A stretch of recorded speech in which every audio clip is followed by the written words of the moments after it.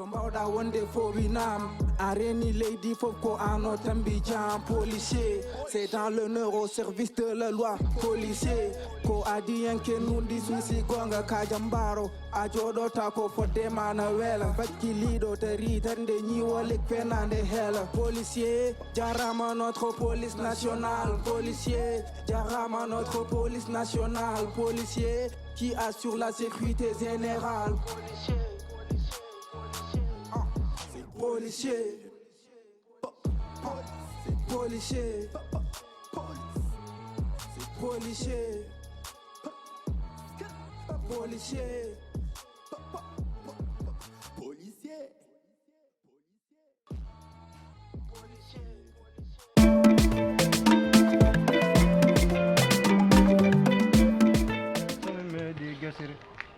Medi gasiri non mami. Assalamualaikum. Waalaikumsalam. Mbada. Yeyam kafe gulɗo jow belɗo nani wiya kafe belɗo ndeya. La an kay kala ɗo mo funtani tare ɗo kasko cafannayi biɗo mo ɗoɗi kafe on funtani min mbaɗɗa noon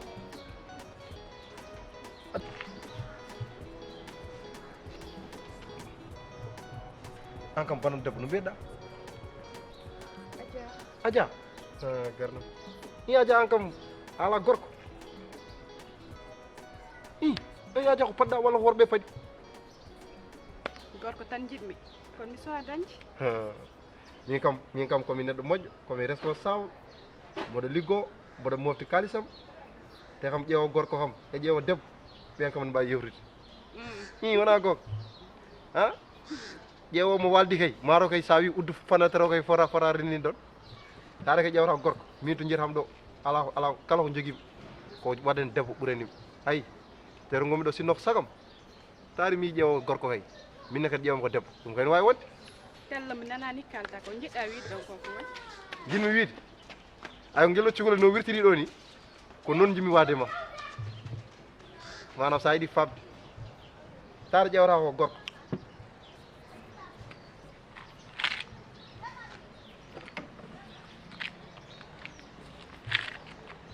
jom kafe a ƴeewi kam wallahi mi darima uddit kutima han fe ƴeewa kam wallahi an kafe ma beeli tan mbiya aɗa jurtir ñiiji an est ce que aɗa andi hoore ma gila aduna sosa ha joni a meeɗi yiide mbeewa ina ñamde mbaroji an andu hoore ma kono kay beye ne mbawi yadude an ka basɗo ka galɗo yiilade ko nawtuɗa mbiya aɗa waɗa dohan walla adresse an aɗa andi hoore ma a ƴeewi kam weccitma kafe o wonko wawi nafdemi neɗɗo andat hoore mum an a soofi a fooƴi a ala haydara aɗan tunwi an hay abima ma fewani a waɗani hay présentable aɗa yeeyi kafe ma aɗa mbiya aɗa waɗami dohan walla adresse am he andu hoore ma de hay yaw joni mo yoɓat kaso naggat ko jungo ma nawma ha jeere holluma ko ɓurɗa yidde fima hello wima ruttu kore dawa sodde aɗa ɗum ko fof ko basal waɗi ni kono guel ɗon daroɗo waɗi an kam miñum falloɓe ko ɗo ɓoyata ma darɗo honno an e lawɓe yo an ko ɗo mbalta tu vas franc ici ɗo mbalta hande dara mi yara banggue mo yardo ni mara waɗam bisou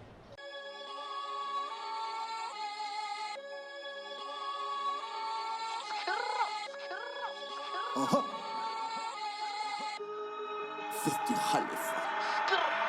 Marqué le pas mi ittanima lafa am hema jambar mi suka yaade kul fatam kombiji motan to mbawɗa wonde assalamu aleykum mbaɗa kaw hat sel mawɗum ayde min ari ɗo de bal mawɗo waɗama kas sukar seeɗa inde nde ko Basir borom café meɗ ɓeyda ok waɗi an frère mo haalnano kam haalama hecci eyyi kono mi haalama kam kas ko capannayyi mais an ka silam wanni busa waɗi ka jiɗɗannade sinon o haalni kam haalamade frère mo holot woni boɗejo ɓonto lono mbaddanɗa ɗo heccenko on ne hay on ari ɗo ne haala français ji ne wiyami ti amerde ti dégage mi haalanma on ko grand frère am mbeɗa andimi ko neɗɗo moƴƴo an ka neɗɗo moƴƴo a faami onon mbawi ɗo ɗon jiiɗi quartier an ɗon jeeyata kaf kay ɗo hoɗi yew gone neɗɗo goto après probléme kono min o wiyam ko ti amerde dégage non fotani wiide noon mais ko moƴƴo noon ko neɗɗo moƴƴo wi noon ko neɗɗo moƴƴo sinon a mawɗum ɗum tan ɗum yar kafe ɗe ɓe meeɗa yar kay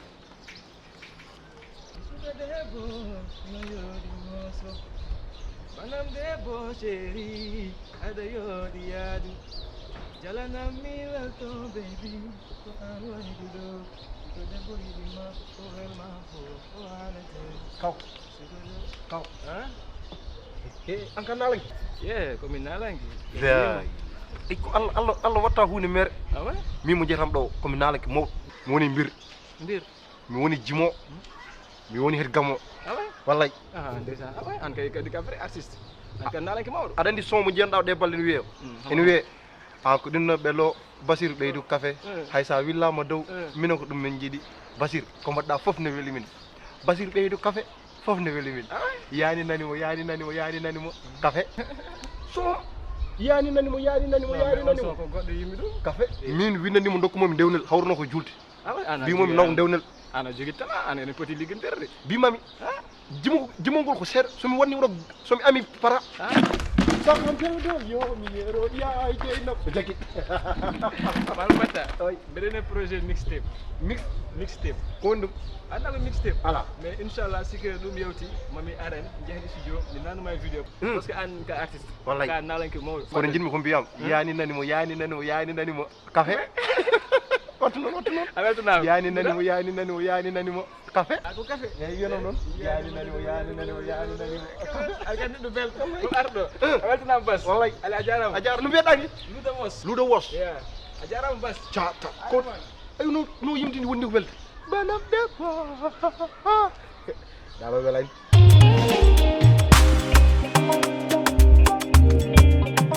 Bon, comme je t'ai dit, Anne, j'ai ton fichier et autres en fait. Donc du coup, je vois ta dame, je perds mon temps. Combien avec mine, j'en ai marre de voir tout le temps ton portrait. Donc tu me dis ce qui se passe et après on passe à autre chose. Eh, j'ai pas de temps à perdre. Fais vite. Eh, Yann Fay, je sais très bien que tu connais quelque chose. De toute façon, Anne, Anne, dit début, Anne, j'étais dans mon collimateur. Comme tu sais très bien. Même là où tu fréquentes, je sais. Donc, tu as le choix. Tu me dis tout de suite ce qui s'est passé. Lui, non. Juste un appel, défaire de la prison. Est-ce que tu sais ce que tu risques, ça y est, prison? Andan Haidar, ay ça y est, prison. Il y a une fait. Ça y est, prison. Ay mouton tombe. Moi, on a criminel. Des vrais criminels, lui-même. Donc, tu me dis ce qui s'est passé. Ah, mais sur l'anime.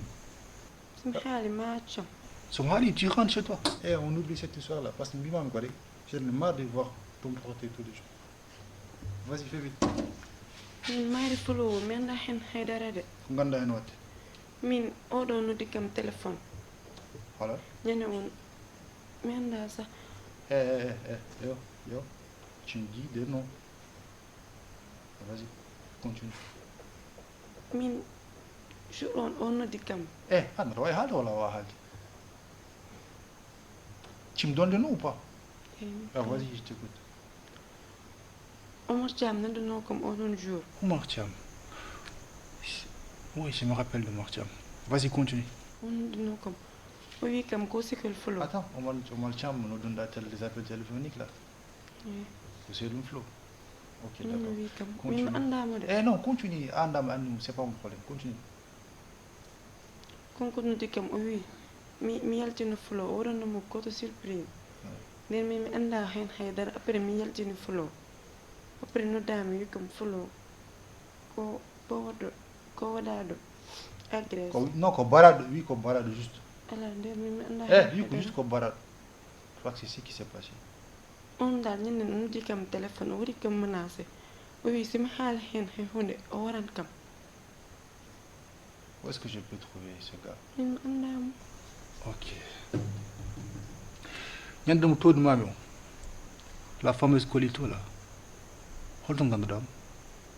konko dal o wi Omar Thiam ko patron makko Ok. Ça fait 2 fois qu'il revient au Martiam. Juste qu'au patron, moi. Eh, Diamgay. T'es sûr? min kam mi andami min kolito kese mi andi Parce que moi, j'hésite pas à te défaire en prison. Quand j'aurai besoin de toi, je sais là où te chercher. Anani, le jour où je sais que tu as menti sur quoi que ce soit, t'es fini.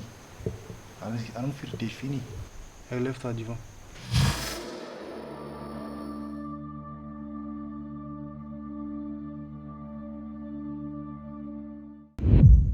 est-ce que tu l'ampleur de tes dégâts? Arrête. Attends, je vais te les citer. ADN association des malfaiteurs. Tout ce qui est crime. Yo, je te jure. Cette affaire, je m'en occupe personnellement. Avocat gauche, tu vas être en prison. Tu risques 20 ans, voire même plus. Maintenant, comme je te dis, tu as le choix. Soit tu me donnes des noms, soit Miyaha, Machumado, et Nibere, et Heg. Et donc, c'est ça que tu veux? Donne-moi des noms.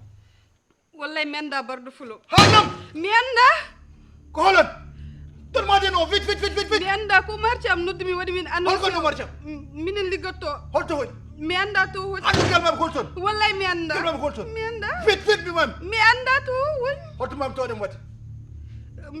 Menda sayi Eva e nana mobe kale. Eva no holto mam to de Eva nana. Heño, rapidement. Premier coin, deuxième coin, Je veux pas de premier coin ni de deuxième coin. Halam Holton exactement. quatrième coin wala bar sayi mato biron. Yo, ça fini. Amaï. Mi fenay. Faut en ordre comme toi. Et vas-y, lève-toi. Garde, ouvrez la cellule, s'il vous plaît.